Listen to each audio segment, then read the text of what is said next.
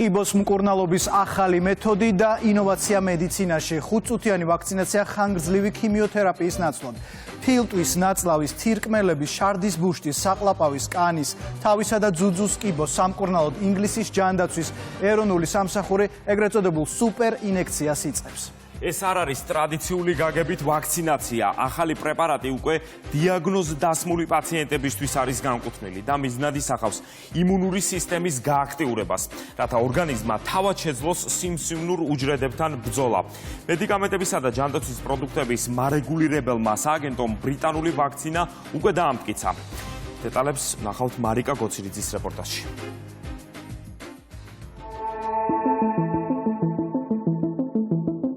ვაქცინა, როგორც ხსნა მომაკვდინებელი დაავადებებისგან სათავეს მე-18 საუკუნიდან ბრიტანეთიდან იღებს, როდესაც ედუარდ ჯენერსმა ყვავილის აცრა შეიმუშავა და მსოფლიოს უყურნებელი სენის დამარცხებაში დაეხმარა. შემდეგ იყო სხვა აღმოჩენები იმუნოლოგიაში, წითელას, დიფტერიის, ტეტანუსის, პოლიომიელიტისა თუ ეგრეთ წოდებული შავი ჭირის აცრები. მეცნიერებმა ბიოლოგიური პრეპარატით ამა თუ იმ დაავადების მიმართ იმუნიტეტის ხელოვნურად გამომუშავება შეძლეს.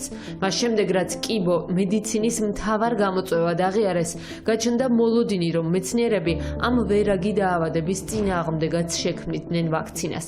კიბოს ვაქცინის შესახებ ცნობა პირველად ისევ ბრიტანეთიდან გავრცელდა.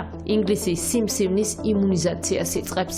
პროგრამა 15 მიმართულების ონკოლოგიურ დაავადებას მოიცავს, მათ შორის ყველაზე მაღალი სტატისტიკის ძუძუს კიბოს, შარდის ბუშტისა და საყლაპავის ონკოლოგიურ დაავადებებს.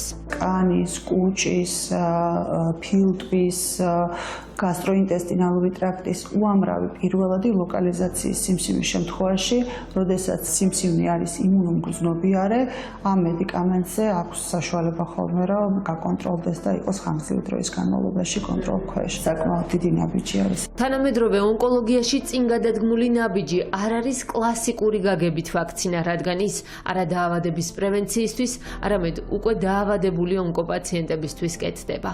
არის იმუნოთერაპიაზე საუბარი, ჭირდება ვენის კათეტერიზაცია, ასოცირებული არის ტკივილთან პაციენტის მხრიდან დისკომფორტთან, ცოტა ხანგრძლივ დაყოვნებასთანაც იმუნოთერაპიის შემთხვევაში მინიმუმ 2 წელია, ასოცირებული არის პაციენტის მხრიდან საკმაოდ დიდ დისკომფორტთან. შესაბამისად, ბრიტანელმა მეცნიერებმა შეძლეს იმუნოთერაპიის კანქვეშა ფორმის შექმნა. 5 წუთის განმავლობაში ხდება ამ მედიკამენტის კანქვეშ ინექცია, ნაკლები გართულებებია, ნაკლები რეაქციებია. ექიმები არაერთ კვლევაზე დაყრდნობით ამბობენ, რომ ამ დროისთვის უნივერსალური მედიკამენტის ან ვაქცინის პერსპექტივა, რომელიც ყველა სახის სიმსივნურ დაავადებას განკურნავს ან უმკურნალებს, არ არსებობს. ყველაზე ეფექტურ მკურნალობად კი კვლავ რჩება იმუნოთერაპია.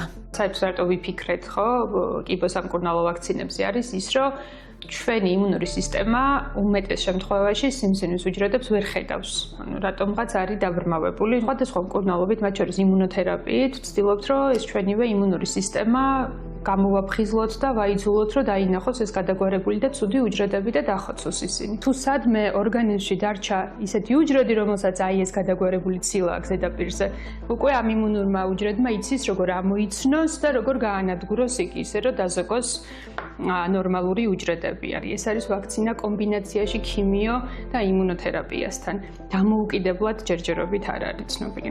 დამოუკიდებელი და უნივერსალური ვაქცინა სიმსივნის წინააღმდეგ ამ დროისთვის არ არსებობს, თუმცა მეცნიერება და მედიცინა ამ მიმართულებით მუშაობას არ წყვეტს, განაგრძობს წინსვლას და იძლევა იმედს, რომ კაცობრიობის ისტორიაში არაერთი მომაკვდინებელი დაავადების მსგავსად კიბოც დამარცხებულად გამოცხადდება.